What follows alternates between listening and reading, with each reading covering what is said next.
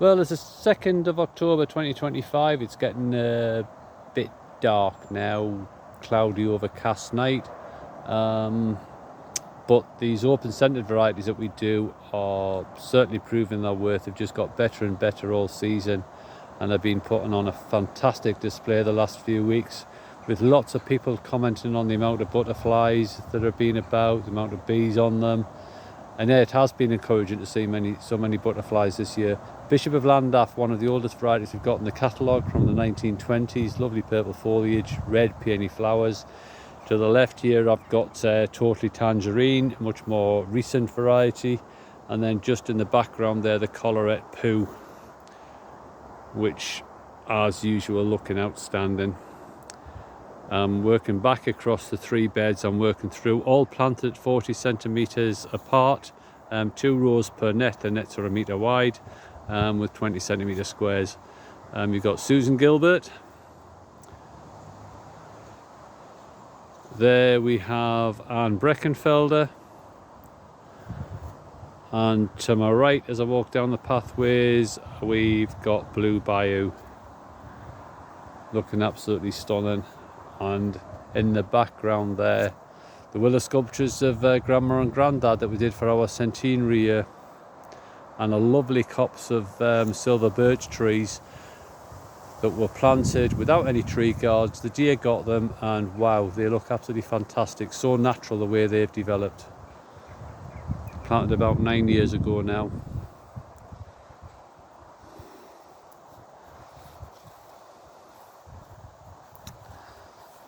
Next in this row is Hadrian's Bubblegum, one of our own varieties. Covered in seed heads, had loads and loads of flowers off it. To the left we have the first of the collarettes in our catalogue, which is April Heather, and just beyond that is Teesbrook Audrey, another collarette variety that we introduced a few years ago, raised by Phil Hawley, and we'll certainly find that one and Susan Gilbert next to it, the yellow, are some of the best for bees and butterflies on them. Here we've got another of ours, Hadrian's Midnight, and a variety called Ashpire Fancy, which is gorgeous. Look at that. Love this one.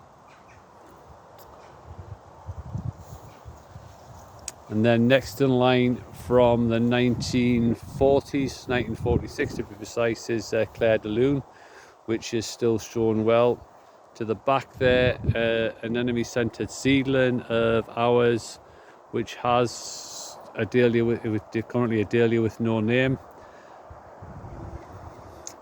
One is to get mixed type of flowers on there. Some of them are just open-centered, and some of them have a full anemone center on them, so it's not like ideal, but the colour's been much admired by people.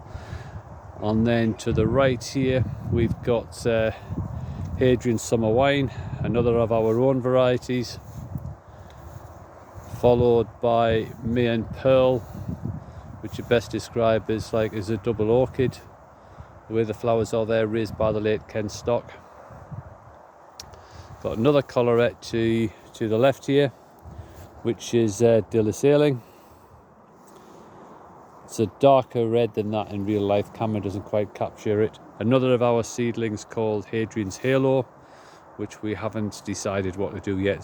That's its seedling name. It hasn't been officially released, because it is fairly similar to a couple of others we've got. Other than that, it has a darker ring in the middle of the flower, now that I've got round the beds to get a close-up of it.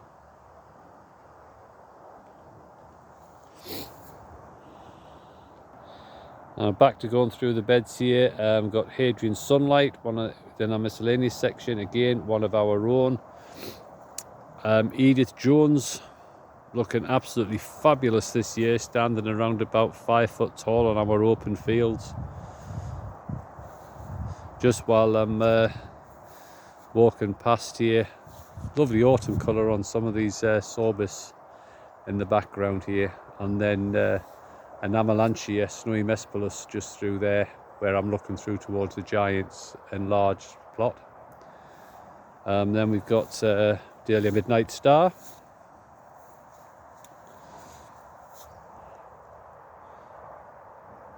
still covered in flower and covered in seed heads. Might have to try and collect a few of those. And then in the cool of the evening, look, this is Fashion Monger. Look at this.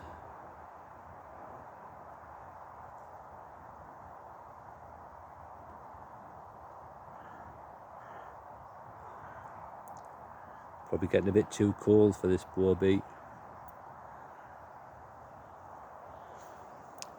But there's a few of them on here. Here's another one. Different.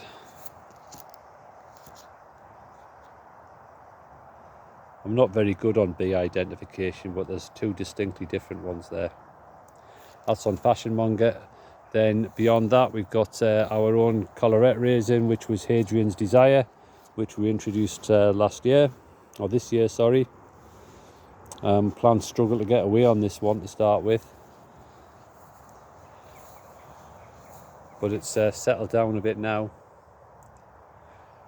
And then to my right, we've got Hadrian Sunset. Really dark foliage on this one.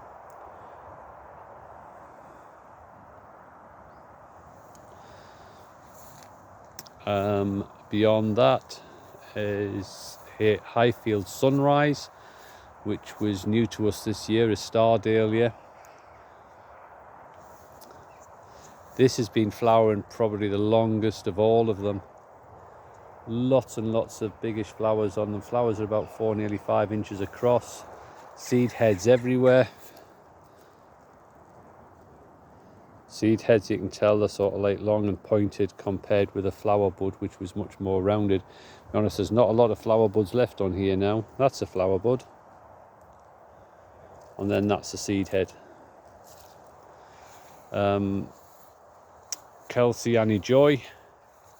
This lovely apricot with a pinky peach collar. Hard to describe, isn't it? Sometimes these colours on the dahlias.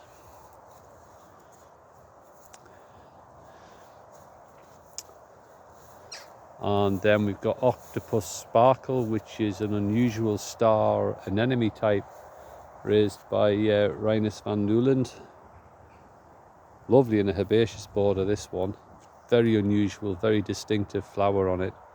Sort of opens just like a star dahlia, but then the anemone centre crops up on it. Look at that. And then again beyond, you can see the giants and mediums, and look at that cherry in the background there. Prunus sargentii. Absolutely stunning, the colour on that.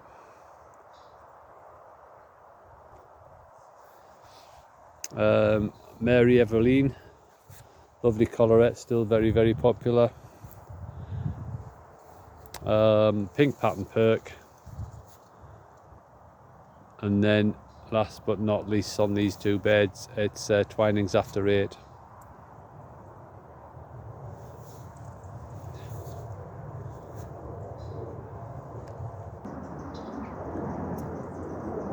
And just a quick look over the giant deck cactus, the medium plot as well. Today's the 2nd of October, they're all grown in the open, and they're still looking really nice. Okay, there's a lot of damage to some of the flowers when you get close up, but there's still the impression from this distance, wow. Then this plot here of about 720 plants were grown specifically for cut flower, and as you can probably gather, they're all the autumn shades, from creams and peaches through to lemons, yellows, oranges, bronzes, through to the reds of good old Doris Day there. And then very briefly, this is the main plot of all the small miniatures, the poms, water lilies, collarettes, miscellaneous. Looking at them from the bottom end of the nursery up to a car park and we're shop in the distance there.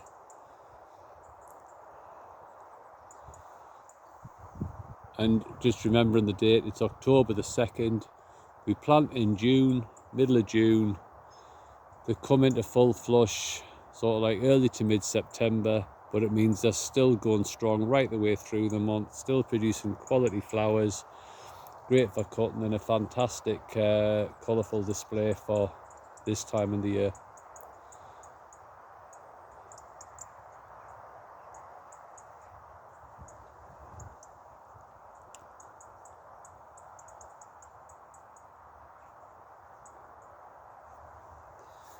And just finishing off there with a close-up in of Christopher Taylor, getting a bit sleepy.